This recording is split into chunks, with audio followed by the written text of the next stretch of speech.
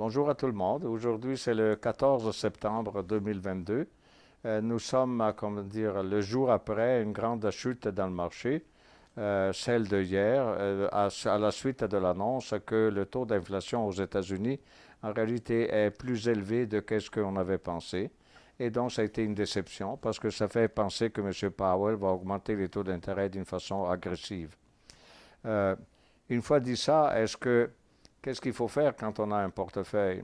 Nous, on est gestionnaire de portefeuille. Moi, je le suis depuis 54 ans. Et je dois vous dire, dans des situations pareilles que j'en ai vu pas mal, je dois vous dire, au cours de ma carrière, je dois vous dire, c'est mieux ne rien faire du tout. Il n'y a rien, il n'y a pas un investissement alternatif à faire, absolument rien. Il faut laisser le marché digérer finalement sa baisse. Et puis une fois qu'il a terminé, il va remonter. Pourquoi? Parce que la valeur intrinsèque des compagnies est saine. Ce n'est pas que les compagnies sont abîmées en quelque sorte. Donc, les compagnies ont la capacité de faire du profit. Naturellement, le marché boursier est à la baisse pour des raisons sociales, économiques, politiques, tout ce que vous voulez, mais ça n'a rien à voir avec la qualité des compagnies. Donc, essentiellement, vu que la qualité est toujours bonne, vu que leur valeur intrinsèque est toujours élevée par rapport aux valeurs au marché, on ne fait rien et on attend de remonter. C'est la meilleure solution.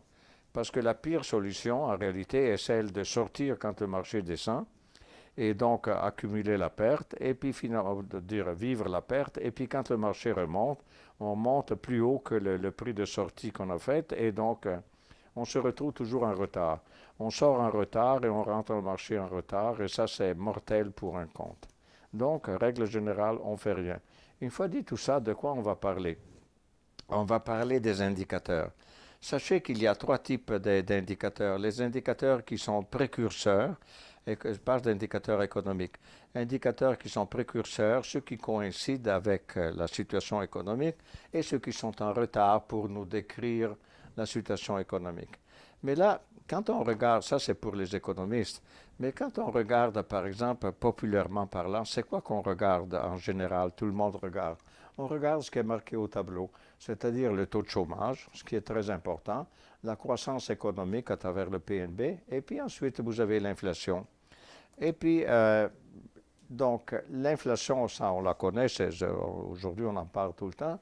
Euh, le taux de chômage est un indicateur. Vous savez, des trois indicateurs que je vous ai cités, des trois familles d'indicateurs, celui qui est en retard à nous dire comment va l'économie, c'est le taux de chômage.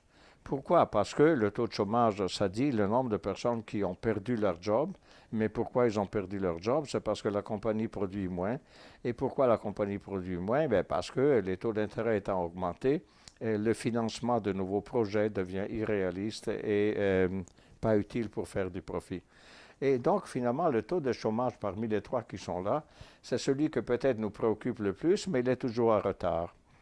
Une fois dit tout ça, est-ce qu'on peut faire un taux de chômage qui nous anticipe au lieu d'être en retard? Et il y a une règle, la règle 2, qui s'appelle la SAM Rule, qui est marquée en bas. SAM, c'est le nom de la personne qui a inventé ça. Et de quoi il s'agit? C'est finalement le taux de chômage. C'est le taux de chômage, mettons, on prend le, ok, recommence. On fait la moyenne mobile simple à 3 mois du taux de chômage actuel. Et donc, on prend le taux de chômage des derniers 3 mois, si vous voulez, et puis ensuite, on fait une moyenne mobile là-dessus. Et on divise par le taux de chômage le plus bas des 12 derniers mois. Donc, l'indicateur est très simple. Mais où est la règle? La règle, c'est le 0,50. Il dit, si ce ratio est 0,50 ou plus haut, on est en récession. Mais ça, quand on voit ça, c'est bien avant que la récession soit déjà annoncée. Donc, finalement, le taux de chômage, qui est un indicateur en retard, disons, pour nous dire la vérité, il peut devenir un anticipateur grâce à la règle de Sam Rule que vous avez qu'il y a sur le tableau. Donc, le graphique que vous avez et que donc vous aurez à voir tous les liens pour ça, le graphique montre que pratiquement en ce moment, donc le graphique montre les années depuis la fin de la Deuxième Guerre mondiale jusqu'à aujourd'hui, en 2022, et il vous montre une ligne zéro Et la ligne 0, bon, c'est rien comme tel. Mais c'est le 0,50 sur l'axe vertical. Il n'y a pas de ligne.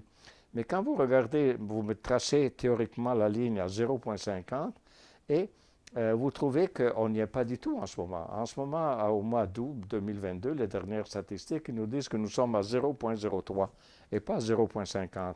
Donc, nous ne sommes pas en récession. Et comment lire cet indicateur? Tout simplement, voyez-vous, dans le graphique de Fred ici, de cet indicateur, vous avez des traits verticaux, pas des traits, mais des zones verticales qui sont grises et qui indiquent la récession. À présent, si la récession vraie, là, vécue, là, quand vous tirez votre ligne à 0,50, vous vous apercevez que cet indicateur-là vous donne déjà la récession avant que la récession soit officiellement existante et tout ça. Donc, en quelque sorte, il a le pouvoir, ce règlement, cette règle de Sam, de finalement nous dire d'avance ou en quelque sorte d'utiliser l'indice du taux de chômage, pas comme un indicateur en retard pour nous dire la réalité, mais comme un indicateur qui est précurseur de ce qui va arriver. Un peu comme ça arrive avec la croissance économique ou l'inflation et puis tout ça. Et voilà, c'était tout ça pour vous dire. Est-ce que vous allez, je laisse la parole à Gary qui va vous dire Non, comment simplement accéder à tout ça. un petit rappel pour que tous les liens qu'on montre durant la vidéo sont disponibles dans la description du vidéo. Et donc, tout est disponible. Je sais qu'on ne pouvait pas partager l'écran comme on fait durant nos cours du soir, mais tous les graphiques sont disponibles dans la description. Donc, c'est tout. Et voilà, et c'est ça. Donc, bonne journée. Nous sommes encore dans l'été, théoriquement. Euh, mais finalement, oui, l'été pratiquement est fini. Moi, je fais souffrir mes étudiants à l'université. Ça fait déjà 2 semaines. Et on dirait qu'on est déjà, on regarde plutôt au Noël le plus tôt possible que de regarder, de se souvenir de l'été. Bonne journée à tout le monde.